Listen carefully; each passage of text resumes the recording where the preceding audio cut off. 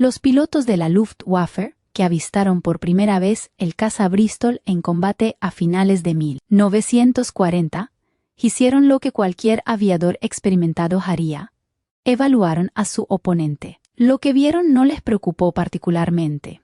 El avión era enorme para ser un caza, con un fuselaje que parecía abultado, en comparación con el elegante Messerschmitt Bf-10 al que debía enfrentarse.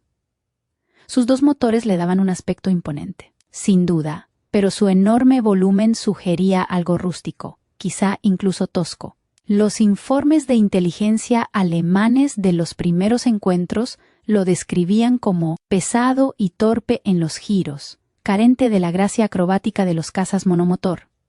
Algunas tripulaciones de la Luftwaffe comenzaron a referirse a él con desdén, asumiendo que podrían simplemente superar en maniobrabilidad a este recién llegado británico si se atrevía a atacar. Esa confianza duró exactamente hasta la primera ráfaga de fuego.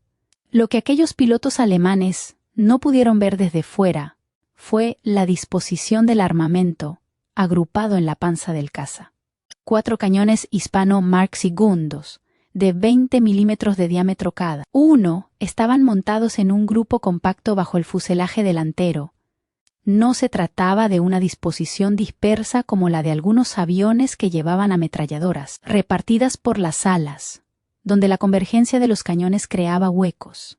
Estos 4 cañones disparaban casi en paralelo, creando un cono de destrucción de aproximadamente 1 metro de ancho a 250 metros de distancia. Cuando un piloto de caza abridor apretaba el gatillo, no disparaba balas al azar.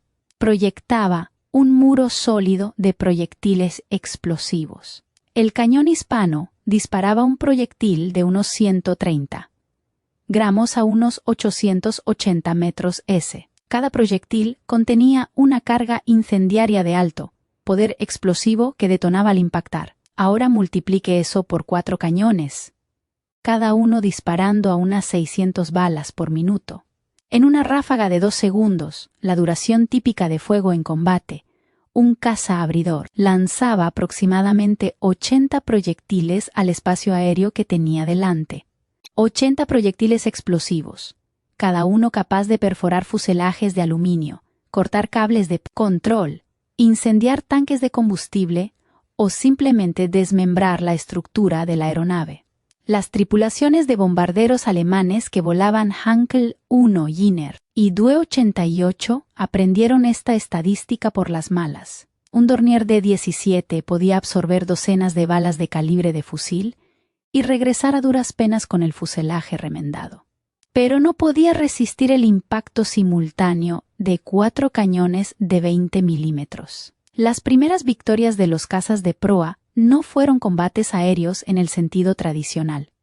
Fueron ejecuciones. Las tripulaciones de los bombarderos informaron haber visto al caza bimotor acercándose por detrás o por debajo, aparentemente demasiado lento como para preocuparse, y entonces su aeronave simplemente se desintegraba. Las alas se plegaban hacia arriba al romperse los largueros. Los fuselajes se partían por la mitad. Los motores estallaban en llamas que consumían alas enteras en segundos. Un piloto de la Luftwaffe que sobrevivió al ataque de un caza de proa sobre el Canal de la Mancha en marzo de 1941 describió la experiencia en su informe posterior al vuelo. Volaba como escolta en una formación de J-8, regresando de una incursión. Cuando el caza de proa apareció debajo de ellos, ascendiendo, supuso que tenían tiempo para maniobrar, para esquivarlo. El caza británico abrió fuego a una distancia que pareció excesiva, a más de 300 metros, y el avión de su comandante, que iba delante, simplemente explotó. No se incendió, no dejó rastro de humo. Explotó como si hubiera sido alcanzado por artillería antiaérea. Todo el enfrentamiento duró apenas 4 segundos. Eso fue lo que cambió las cosas. El caza de proa no necesitaba ser ágil cuando sus objetivos desaparecían en una sola pasada de fuego. La razón por la que Bristol diseñó una plataforma de armas tan devastadora tenía mucho que ver con la difícil situación estratégica de Gran Bretaña. En la primavera y el verano de 1940, la RAF se enfrentaba a múltiples crisis simultáneamente. El mando de bombardeo necesitaba escoltas de largo alcance que pudieran acompañar las incursiones en el corazón de la Europa ocupada, una función que los Spitfire y Hurricane, de corto alcance, no podían desempeñar. El mando costero necesitaba urgentemente aviones capaces de cazar U-Boot y proteger las rutas marítimas en alta mar, más allá de donde los cazas monomotor podían aventurarse. Mientras tanto, el mando de caza clamaba por cazas nocturnos que pudieran transportar los nuevos radares de intercepción aerotransportados en desarrollo. Un equipo demasiado voluminoso y pesado para las estructuras de aeronaves existentes. La solución tradicional implicaba diseñar un avión completamente nuevo desde cero, un proceso que solía consumir entre 3 y 4 años desde el diseño inicial hasta su entrada en servicio en los escuadrones. Gran Bretaña no disponía de 3 años. Francia acababa de caer. La Luftwaffe se preparaba para lo que se convertiría en el Blitz. El Ministerio del Aire necesitaba una solución de inmediato, idealmente ayer. Leslie F. Serre, jefe de diseño de Bristol, tomó una decisión que parecía casi temeraria por su pragmatismo. Construiría un caza utilizando componentes ya existentes y en producción. Las alas provendrían directamente del bombardero torpedero Beaufort, un diseño que ya volaba y se fabricaba. El conjunto de cola se tomaría prestado del bombardero ligero Blenheim. Los motores serían radiales Hércules, también en producción para otros tipos de aeronaves. Incluso el tren de aterrizaje se adaptaría de diseños existentes en lugar de diseñarse desde cero. Esto no era ingeniería elegante en el sentido tradicional. Fue un reciclaje arquitectónico aplicado al diseño de aeronaves, pero fue rápido. El equipo de Frieza comenzó a trabajar en octubre de 1939 y el primer prototipo voló el 17 julio 1940, 9 meses después de su concepción. Para ponerlo en contexto, el Messit Bf-110, el principal caza pesado de Alemania, tardó casi 3 años desde su diseño inicial hasta su entrada en servicio operativo. Las alas Beaufort aportaron una ventaja inesperada. Estaban diseñadas para transportar un torpedo de casi 900 kilogramos bajo el fuselaje, lo que significaba que tenían una resistencia estructural muy superior a la que requería un caza típico. Esa robusta estructura podía soportar fácilmente el peso y las fuerzas de retroceso. 4 cañones de 20 milímetros y 6 ametralladoras en las alas. El espacioso fuselaje, necesario debido a que simplemente alargaron el diseño básico del Beaufort, proporcionaba espacio para el equipo de radar, puesto del operador de radar y enormes tanques de combustible que le daban a la aeronave una autonomía superior a los 2.500 kilómetros. Bristol creó esencialmente un caza por accidente al reutilizar componentes de bombarderos. El caza Beaufort era grande porque los bombarderos son grandes. Era robusto porque los bombarderos torpederos debían ser robustos. Tenía gran autonomía porque los aviones de patrulla marítima la necesitaban. Nada de esto estaba optimizado para el combate aéreo tradicional. Pero claro, al caza panorámico no se le pedía que se enfrentara a los Messit Bf-109 sobre el Canal de la Mancha. El primer escuadrón operativo, el número 25, recibió sus cazas panorámicos en septiembre de 1940, apenas 14 meses después de que comenzara el diseño. A finales de ese mes ya estaban realizando misiones de combate. Pasar del concepto al combate en poco más de un año fue algo sin precedentes, y era justo lo que Gran Bretaña necesitaba cuando los bombarderos alemanes pulverizaban las ciudades cada noche. La decisión de montar 4 cañones hispano en el fuselaje en lugar de distribuirlos por las alas representó un cambio filosófico fundamental en el tiro aéreo. La mayoría de los cazas contemporáneos distribuían sus armas por toda la estructura para evitar un peso excesivo en un solo punto. El Spitfire, por ejemplo, llevaba sus 8 ametralladoras repartidas por ambas alas.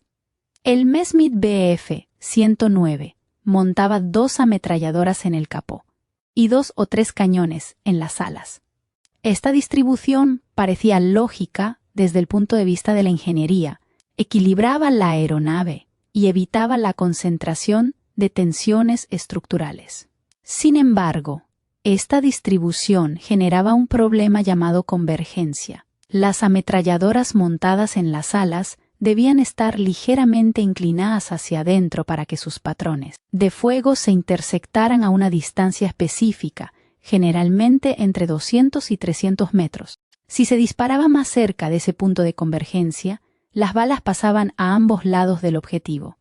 Si se disparaba más allá, volvían a divergir. Existía un margen muy estrecho, donde todas las armas impactaban en el mismo punto. El caza de proa eliminó este problema por completo. Sus 4 cañones Hispano se alojaban en una carcasa rectangular bajo la cabina. Los 4 cañones eran paralelos y estaban separados por apenas 1 centímetro. No existía ángulo de convergencia, porque no había nada que converger.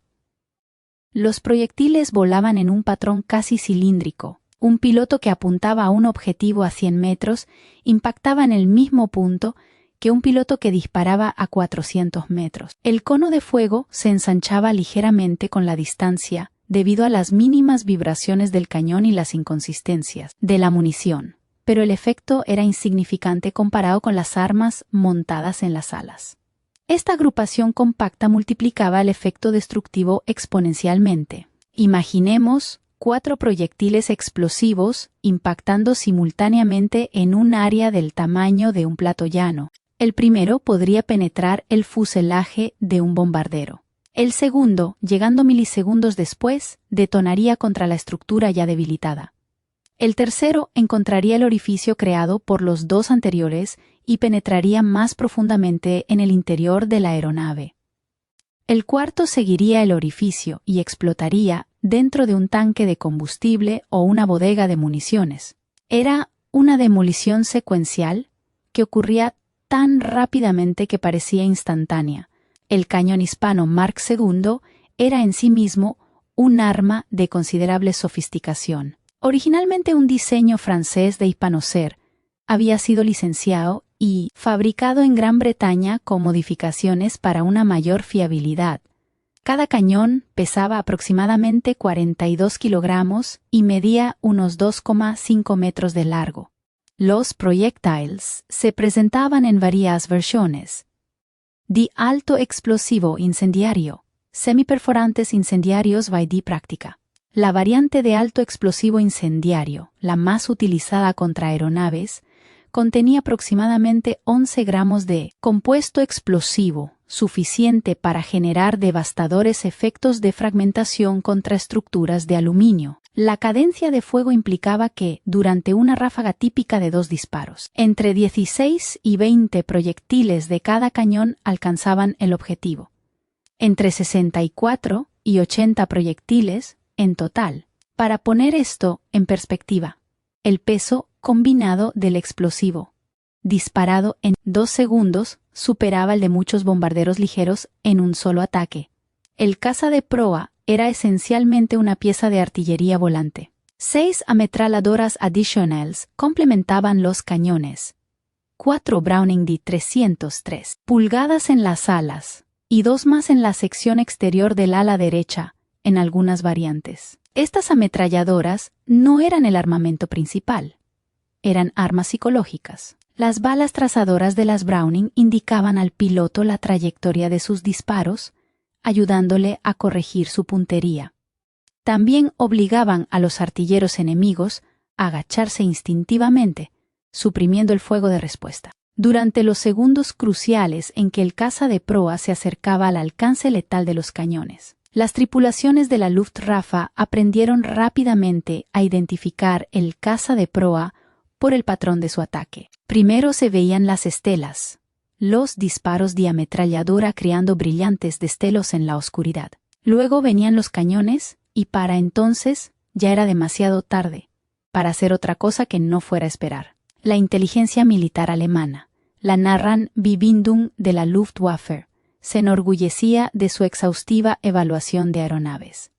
Cuando se recuperaron fragmentos de un caza de proa de un lugar de accidente, cerca de Dover en noviembre de 1940, el equipo de análisis hizo lo que siempre hacía: medir, pesar y calcular. La envergadura era de 17,63 metros, significativamente mayor que la de los Bf-110, de 16,3 metros.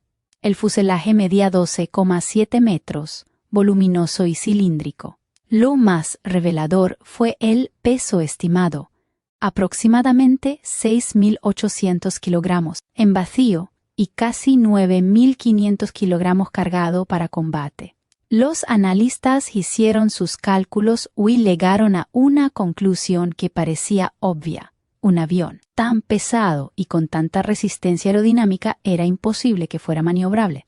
El informe que circuló por las unidades de la Luftwaffe a principios de 1941 clasificó al caza de proa como un caza pesado, haciendo hincapié en la palabra pesado. Señalaba que los dos motores Hércules producían una potencia considerable, aproximadamente 1.400 caballos de fuerza cada uno, pero concluía que esta potencia era absorbida por la masa y la resistencia aerodinámica del avión. La velocidad máxima se estimó en unos 515 kilómetros h, inferior a los 560 kilómetros h que se reportaban para los Bf-110. Lo que el análisis pasó por alto por completo fue que la maniobrabilidad y la efectividad en combate no eran sinónimos, especialmente de noche. Las evaluaciones alemanas se centraron en el radio de giro, la velocidad de alabeo y la aceleración, parámetros que importaban en los combates aéreos diurnos entre cazas monomotor. Al parecer, nadie en la dirección de inteligencia consideró que un avión que cazaba bombarderos de noche tuviera requisitos diferentes. Un caza de proa no necesitaba superar en maniobrabilidad a un Heinkel. Necesitaba acercarse a menos de 300 metros, sin ser detectado, lograr una posición de tiro estable durante 2 segundos y sobrevivir al fuego de respuesta el tiempo suficiente para escapar. Esta evaluación errónea se difundió entre las unidades de bombarderos como parte de las instrucciones tácticas. Se les indicó a las tripulaciones que, si eran interceptadas por un caza de proa, debían intentar giros cerrados, ya que supuestamente el pesado caza británico no podría seguirlas. Varias tripulaciones de Junkers J-88 lo intentaron a principios de 1941 y descubrieron que el consejo era letal. El caza de proa podría no completar un giro brusco, pero no era necesario. Su piloto simplemente esperaba a que el bombardero terminara su giro y se estabilizara y luego disparaba en la trayectoria de vuelo predecible. Los pocos segundos adicionales que el bombardero dedicaba a maniobrar no servían de nada, excepto para convertirse en un blanco más fácil cuando finalmente se enderezaba. Un análisis más perspicaz habría señalado las ventajas tácticas reales del caza de proa. Su tamaño le permitía transportar el radar AI Mark V, un aparato voluminoso que pesaba aproximadamente 90 kilogramos y requería un operador especializado. Los cazas más pequeños no podían acomodar este equipo. El espacioso fuselaje permitía al operador de radar trabajar con eficacia, indicando distancias y rumbos para guiar al piloto hacia los objetivos en completa oscuridad. Los alemanes conocían el radar aerotransportado. Su propio sistema Leikenstein estaba en desarrollo, pero no lograron relacionar el tamaño del caza con su capacidad para transportar electrónica sofisticada. La robustez estructural que proporcionaban las alas del bombardero Bogurt permitía al caza realizar picados a gran velocidad sin riesgo de fallo estructural. Varias tripulaciones de la Luftwaffe informaron haber sido atacadas por cazas que se lanzaban en picado desde arriba a velocidades aterradoras, disparaban una ráfaga y luego aprovechaban su velocidad para escapar antes de que los artilleros defensivos pudieran reaccionar. La inteligencia alemana desestimó estos informes como exageraciones producto del estrés del combate, insistiendo en que el peso del caza haría imposibles tales tácticas. A mediados de 1941, los informes de pérdidas de la Luftwaffe mostraban un patrón preocupante. Los bombarderos desaparecían sobre Gran Bretaña, sin contacto, por radio, sin llamadas de socorro. Simplemente se desvanecían de las formaciones en la oscuridad. Cuando posteriormente se examinaron los restos, los daños revelaron un fallo estructural masivo compatible con el fuego de cañones de gran calibre. Sin embargo, la evaluación oficial del caza de proa permaneció inalterada: pesado, lento, mejor evitarlo si era posible, pero no particularmente peligroso si se le atacaba correctamente. La verdad se reveló en los cielos nocturnos de Inglaterra durante el invierno de 1940 y principios de 1941. El Blitz estaba en su apogeo, con las escuadrillas de bombarderos de la Luftwaffe, cruzando el Canal de la Mancha en la oscuridad, guiándose por haces de radio para atacar ciudades desde Londres hasta Liverpool. Las defensas nocturnas británicas habían sido en gran medida ineficaces. Los reflectores barrían el cielo vacío, los cañones antiaéreos disparaban al menor ruido y los cazas monomotor avanzaban a ciegas en la oscuridad, con la esperanza de toparse con aviones enemigos. Las probabilidades de intercepción eran ínfimas. Aproximadamente el 2% de los bombarderos alemanes encontraban algún tipo de resistencia. El caza de proa cambió por completo esta situación al equiparse con el radar AI Mark. El sistema funcionaba transmitiendo pulsos de radio y detectando los reflejos de objetos metálicos en las aeronaves. El operador de radar se sentaba detrás del piloto, observando una pantalla de tubo de rayos catódicos de unos 20 centímetros de diámetro. Los objetivos aparecían como puntos de luz y su posición en la pantalla indicaba la distancia. El alcance máximo de detección variaba enormemente según las condiciones atmosféricas, pero generalmente alcanzaba entre 4 y 8 kilómetros para objetivos bombarderos. El proceso de intercepción se volvió metódico en lugar de aleatorio. Los controladores terrestres guiaban al caza de proa hacia la zona general de actividad de los bombarderos utilizando información de las estaciones de radar de enlace. Una vez dentro del alcance, el operador de radar a bordo tomaba el control, indicando marcaciones y distancias. El piloto ajustaba el rumbo en consecuencia, reduciendo la distancia mientras permanecía por debajo y detrás del objetivo, fuera del campo de visión del artillero del bombardero. A unos 300 metros, el piloto solía establecer contacto visual, viendo el objetivo como una silueta oscura contra el cielo nocturno. Maniobró hasta la posición de disparo. Apuntó y disparó una ráfaga que duró quizás 2 segundos. Lo que sucedía a continuación se volvía terriblemente predecible. El bombardero no perdía el control gradualmente, ni se incendiaba lentamente. Se desintegraba. El teniente de vuelo Ronald Ashford del escuadrón N 604 describió un combate típico sobre Kent el 19 de enero de 1941. Su operador de radar detectó un contacto a 6 kilómetros, indicó marcaciones y Ashford se acercó hasta el alcance visual. El objetivo era un Heinkel E-111, invisible para su tripulación. Ashford se posicionó a 70 metros directamente detrás y ligeramente por debajo, apuntó al centro del fuselaje del bombardero y disparó.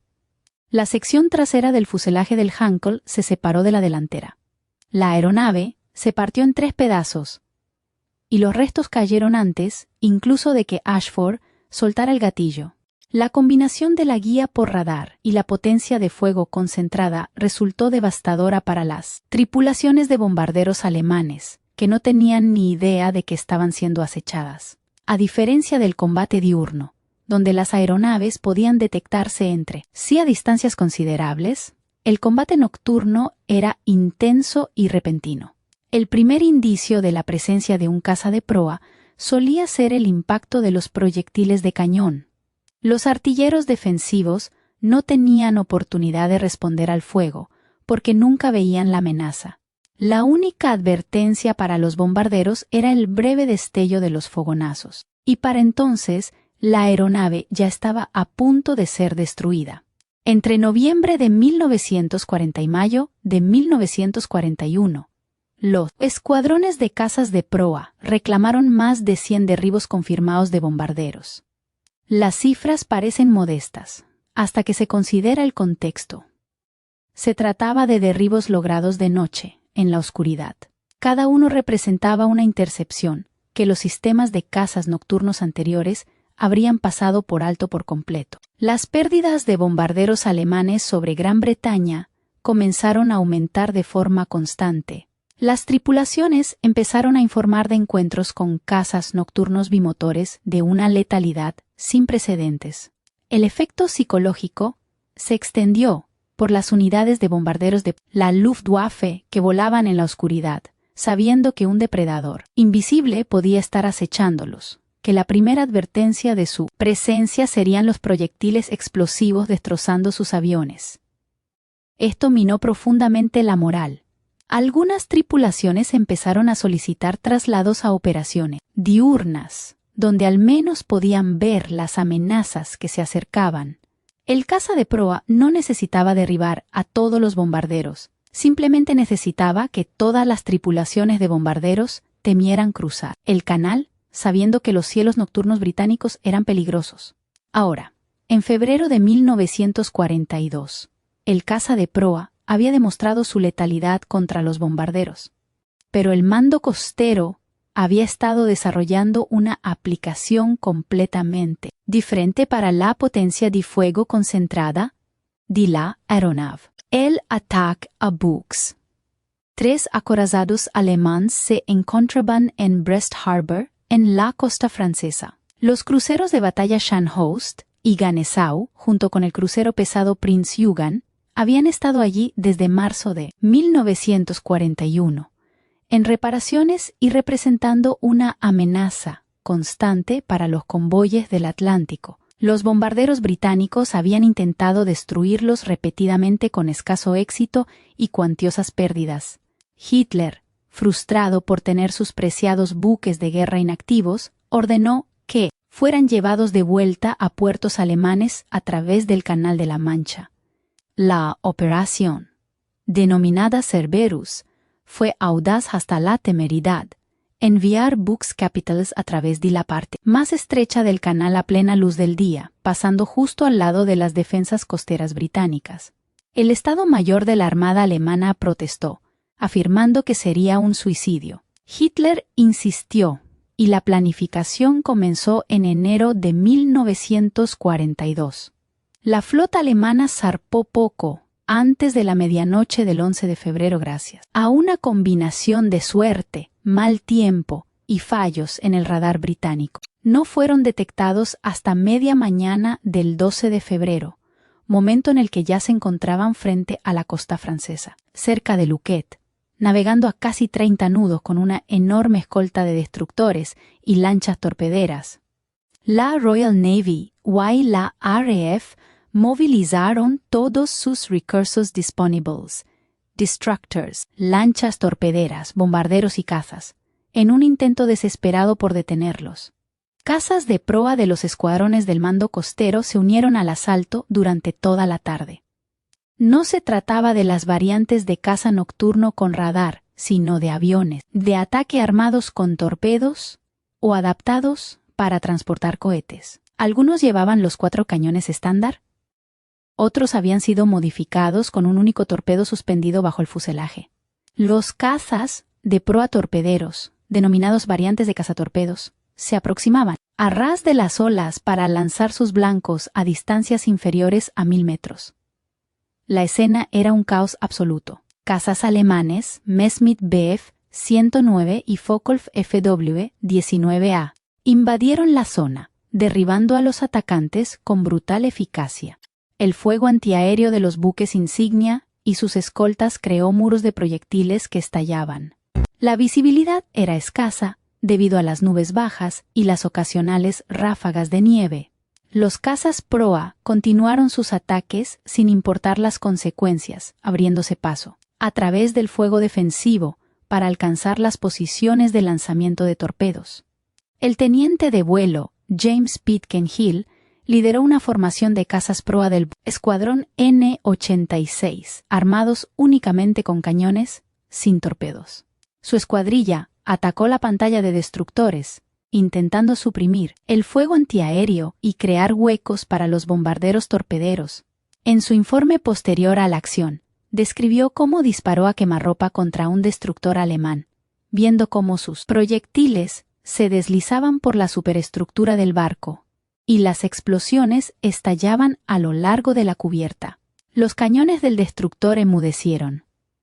Pero instantes después, otro buque abrió fuego y dañó gravemente su casa proa. Logró regresar a través del canal, realizando un aterrizaje forzoso en Manston con un motor averiado y el fuselaje acribillado a balazos. Los ataques con torpedos tuvieron poco efecto contra los propios buques capitales.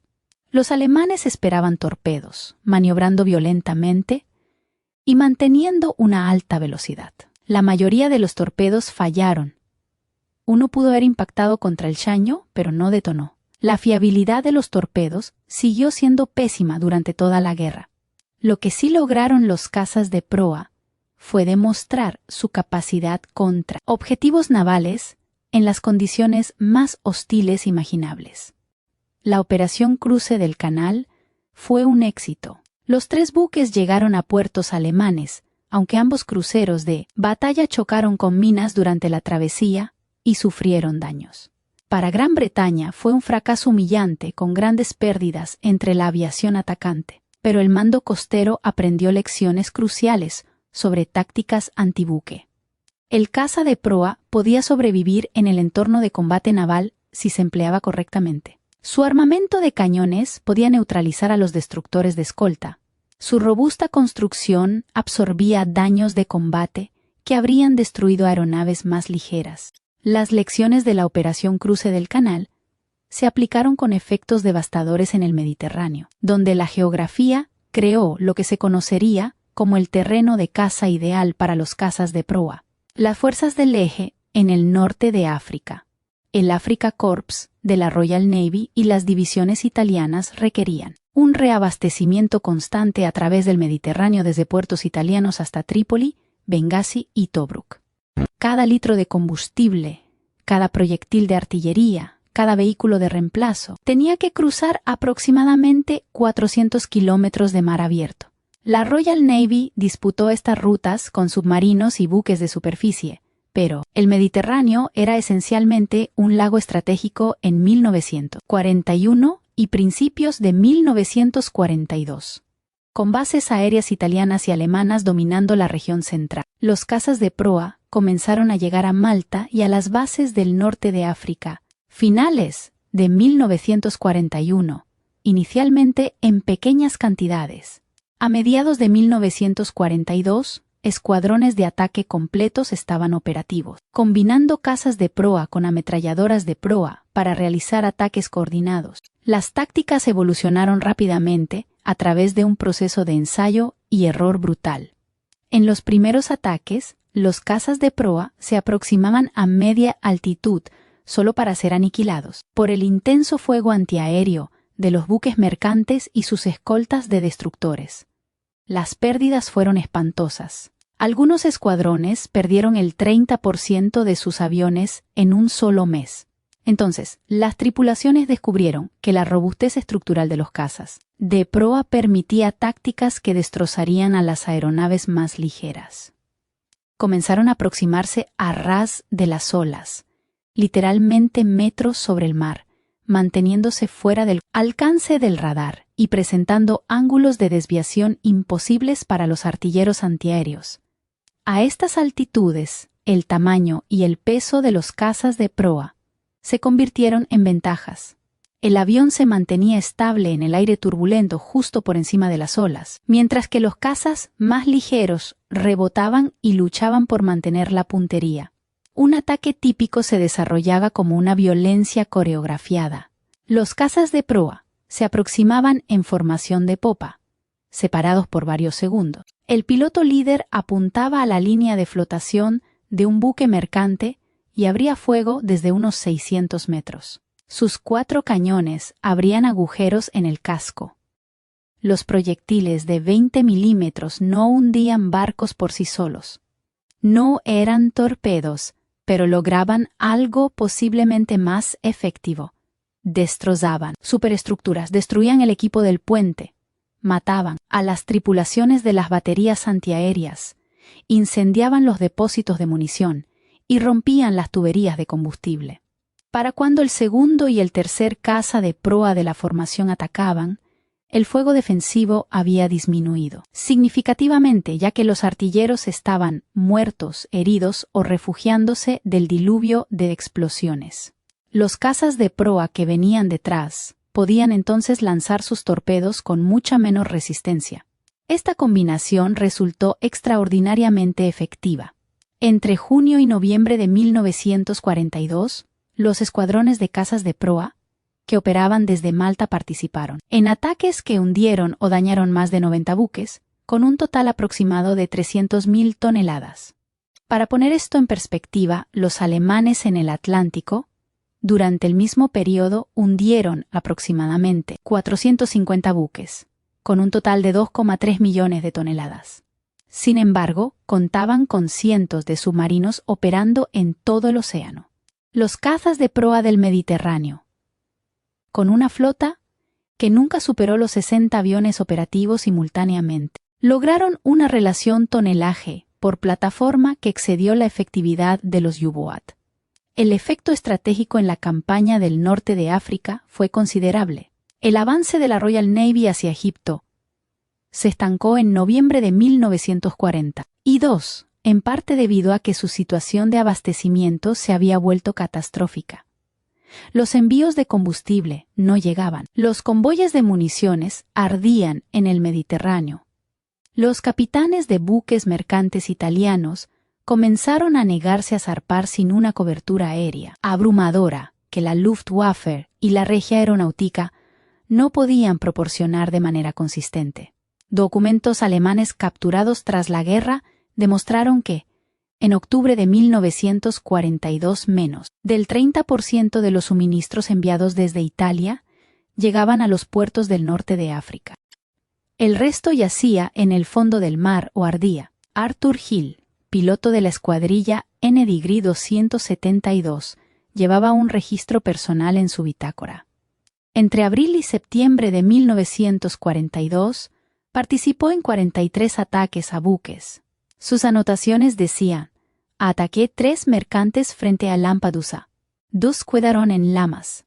Pero el efecto acumulativo representaba miles de toneladas de suministros que nunca llegaron a las fuerzas del eje.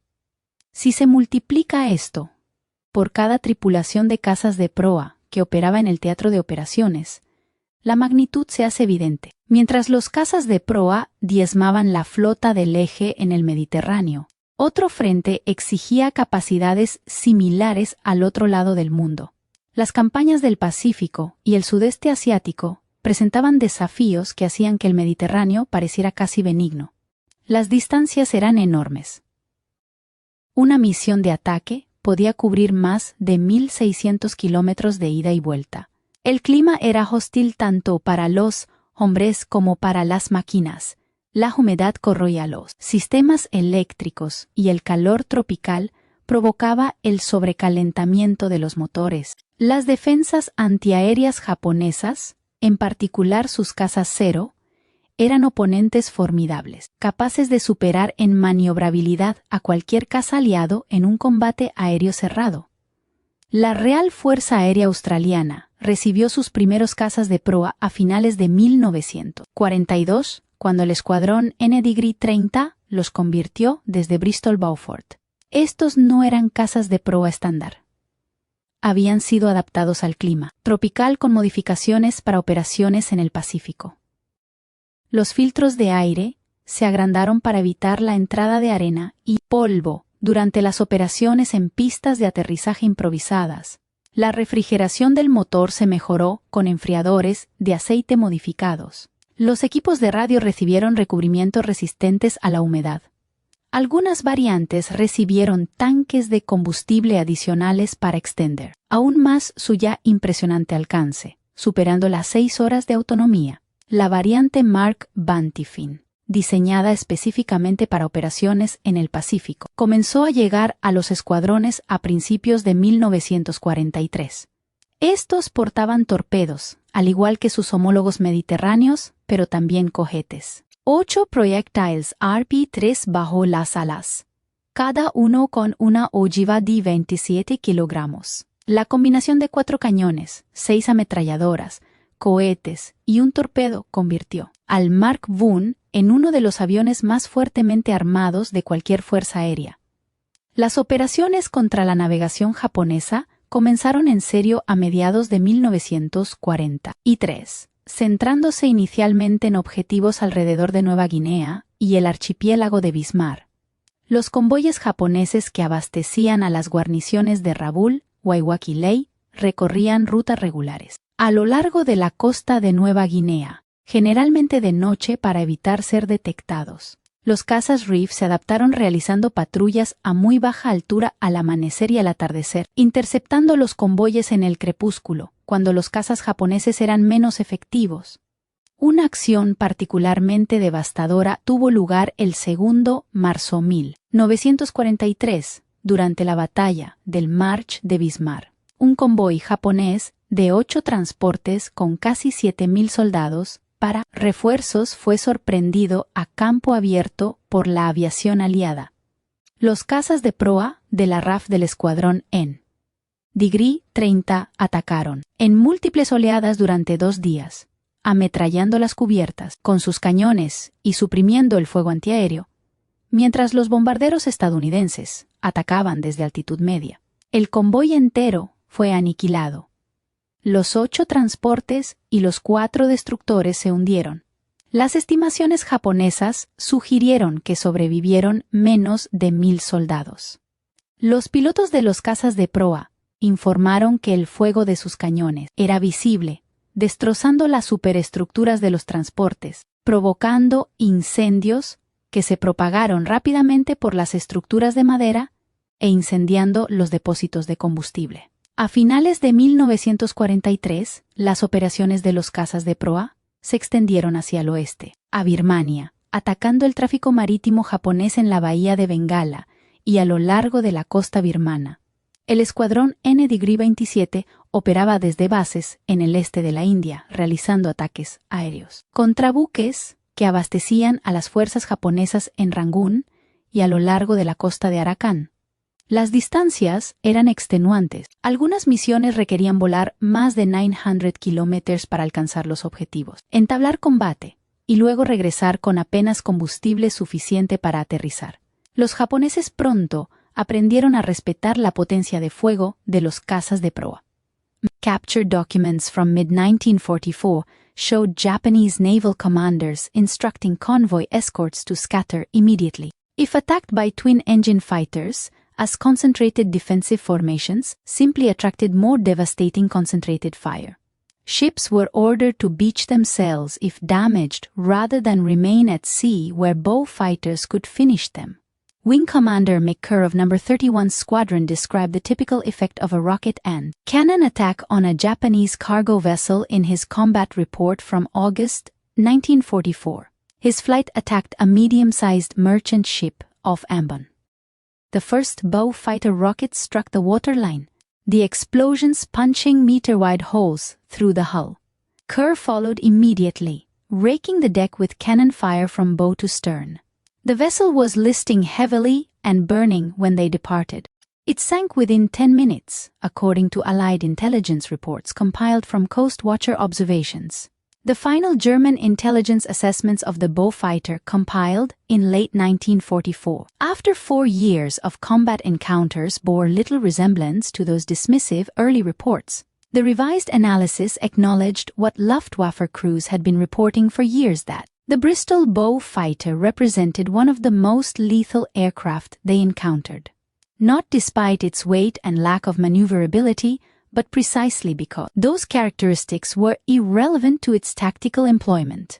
One captured German document from January 1945 written by a Luftwaffe training officer for bomber crews contained a remarkable admission. It stated that bow fighter attacks were invariably fatal if the aircraft achieved firing position. that evasive maneuvers provided no reliable defense and that the only effective counter was to avoid interception entirely through better routing and timing. The document explicitly instructed crews to abandon the notion that they could outturn or outrun a Beaufighter once engaged. The best hope was to spot it early enough to dive into clouds or terrain, breaking visual contact before the British pilot could align his cannons. This wasn't defeatism. It was hard-won tactical realism. By late war, Louvre loss records showed patterns that were statistically undeniable. Bombers attacked by Beaufighters rarely survived.